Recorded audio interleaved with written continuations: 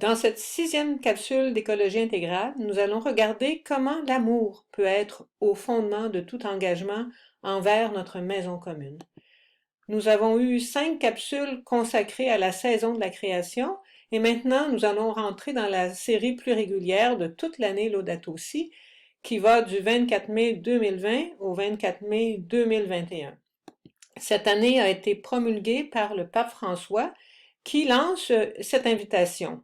J'invite toutes les personnes de bonne volonté à y adhérer, à prendre soin de notre maison commune et de nos frères et sœurs les plus fragiles.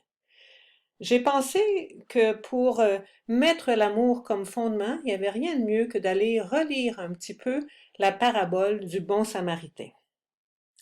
C'est dans l'Évangile de Luc au chapitre 10. Un légiste vient voir Jésus et lui demande une question. « Qu'est-ce que je dois faire, maître, pour avoir en héritage la vie éternelle? » Jésus l'invite alors à répondre lui-même en allant voir dans la loi. Et le légiste répond très bien. « Tu aimeras le Seigneur ton Dieu de tout ton cœur, et avec toute ton âme, et avec toute ta force, et avec toute ta pensée, et ton prochain comme lui-même. » Jésus lui répond que oui, tu as bien répondu.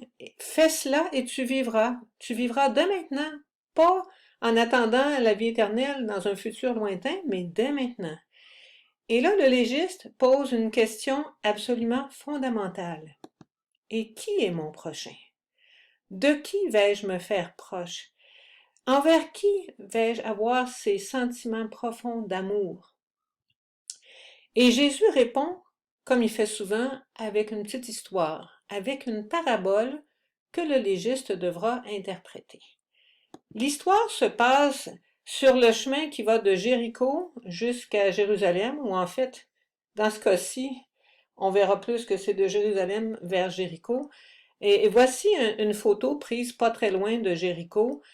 Jéricho, c'est au niveau de la mer Morte, et pour aller à Jérusalem, il faut monter 1200 mètres de chemin désertique à travers la montagne. Un bel endroit pour se faire, pour tomber dans un traquenard comme le pauvre blessé de l'histoire. Et on voit un premier personnage qui passe, un prêtre, qui par hasard descendait par ce chemin, et quand il le voit, ben, il passe outre. Vous le voyez qui s'en va, là, selon une représentation d'artiste sur son cheval. Et ensuite, un lévite, qui lui aussi passe, donc un autre homme proche du temple de Jérusalem, proche des élites religieuses. Quand il voit, il passe tout droit. Donc, c'est pas tout de voir. On peut voir et se dépêcher de détourner les yeux. On aime mieux ne pas voir et ne pas s'attarder à ce qu'on a brièvement vu. Vous connaissez la suite. Le Samaritain, lui, quand il voit l'homme blessé, éprouve un, un fort sentiment de compassion. Le verbe grec qui est utilisé pour dire ça veut dire que ses entrailles sont tordues, sont bouleversées. Et il va prendre soin du pauvre blessé. Et à la fin de la parabole, quand Jésus va lui demander au légiste qui a été le prochain, il va répondre celui qui a fait preuve de compassion. Il aurait pu répondre le Samaritain. Il a compris que l'enjeu, c'était faire preuve de compassion. Et ça, je dirais que c'est au fondement, au cœur du christianisme, d'avoir des entrailles sensibles à toute détresse et à toute misère.